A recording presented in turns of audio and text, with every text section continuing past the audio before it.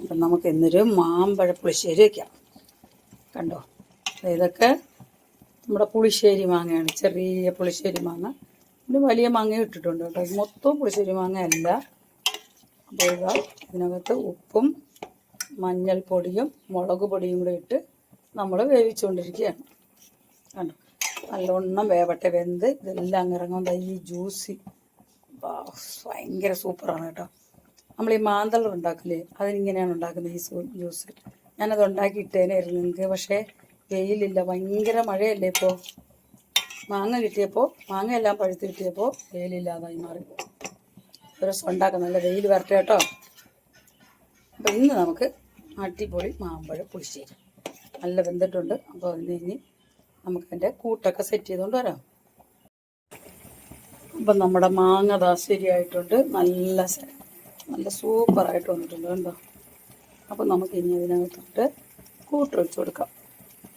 കൂട്ടെന്ന് പറയുമ്പോൾ അതിലെന്തൊക്കെയാണ് ചേർന്നിരിക്കുന്നതെന്ന് വെച്ചാൽ നമ്മൾ മഞ്ഞൾപ്പൊടിയും മുളക് പൊടിയും ഉപ്പ് ഓൾറെഡി ഇതിനകത്തിട്ട് വേവിച്ചിട്ടുണ്ട്. അപ്പോൾ പിന്നെ നമ്മൾ ചെയ്തിരിക്കുന്നത് വെച്ചാൽ തേങ്ങയും ജീരകവും പച്ചമുളകും മാത്രമേ അരച്ച് ചേർത്തിട്ടുള്ളൂ കേട്ടോ. പിന്നെ നല്ല കട്ട തൈര്, അതും കൂടിയാണ് നമ്മളിതിലോട്ട് അരച്ച് ചേർത്തേക്കുന്നത്. ഇനി ഇത് നല്ലോണം ഒന്ന് ചൂടായാൽ മതി, നല്ല തിളച്ച് പൊങ്ങി വരണ്ട. അപ്പോഴത്തേക്ക് ഇതിൻ്റെ മഞ്ഞ ചുവപ്പ് കളറെല്ലാം തന്നെ ഇതിലോട്ട് ഇറങ്ങുന്നതാണ്. അപ്പം ഒന്ന് ചെറുതായിട്ടൊന്ന് അനക്കട്ടെ, അനന്ന് വന്നാൽ മതി കേട്ടോ ചൂട്. അപ്പം നമ്മുടെ പുളിശ്ശേരി ഇതാ റെഡി ആയിട്ടുണ്ട്. ഇത്രയും ചൂടായാൽ മതി കേട്ടോ. ഇങ്ങനെ അനങ്ങി ഒന്ന് വന്നാൽ മതി. അതാ ഞാൻ നേരത്തെ ഒന്ന് അനന്നാ മതി എന്ന് പറഞ്ഞു കേട്ടോ. കൂട്ടെല്ലാം ഒന്നിങ്ങനെ സെറ്റായി ഒന്ന് വന്നാൽ മാത്രം മതി. അപ്പം നമ്മൾ ഉപ്പൊക്കെ നോക്കുക എല്ലാം.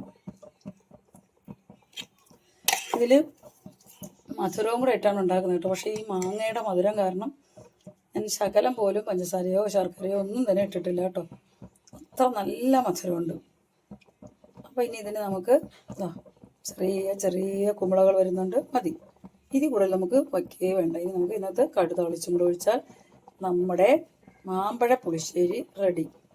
നമുക്ക് കടുക് താളിക്കാൻ നല്ല വെളിച്ചെണ്ണ തന്നെ ചെയ്യണം കേട്ടോ. അപ്പോൾ ഈ മാമ്പഴ പുളിശ്ശേരി വേറെ പേരിലും പറയും കേട്ടോ, കുറുക്ക് പുളിശ്ശേരി എന്നുള്ളത്. മാമ്പഴത്തിനെ മാത്രം ഉദ്ദേശിച്ചല്ല, ഇങ്ങനെ നല്ല കുറുക്കി നല്ല കട്ടിക്ക് വെക്കുന്ന ഒരു പുളിശ്ശേരി. അങ്ങനെ നമ്മൾ ഇത് കൊണ്ടുണ്ടാക്കും, പച്ചയേത്തക്കയില്ലേ അതുകൊണ്ടുണ്ടാക്കും, പിന്നെ പൈനാപ്പിൾ കൊണ്ടുണ്ടാക്കും, പഴം കൊണ്ടുണ്ടാക്കും. അങ്ങനെയൊക്കെ നമുക്ക് ഇതുപോലെ കുറുക്ക് പുളിശ്ശേരി ഉണ്ടാക്കാൻ പറ്റുന്നതാണ്. അപ്പോൾ ഇതിന് കുറുക്ക് പുളിശ്ശേരി എന്നും പറയും കേട്ടോ. തക്കാളി പൊട്ടി തുടങ്ങി. ഈ ശ്രദ്ധിച്ചോണം, ഇതിന് തീ പിടിക്കാൻ സാധ്യതയുണ്ട്.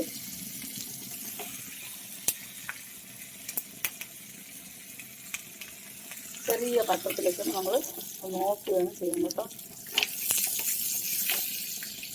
അപ്പോൾ നമുക്ക് സെറ്റായിട്ടുണ്ട്.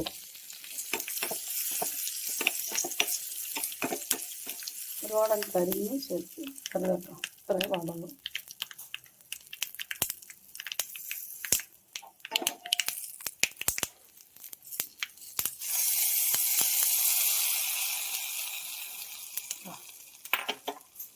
ഇങ്ങനെയുണ്ട് മാമ്പഴ പുളിശ്ശേരി.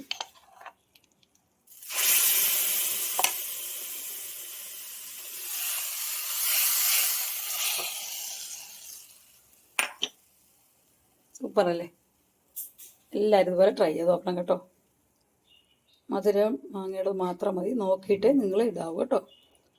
അപ്പോൾ പുതിയൊരു വീഡിയോയുമായി വരുന്നവരെല്ലാവർക്കും ബായ്.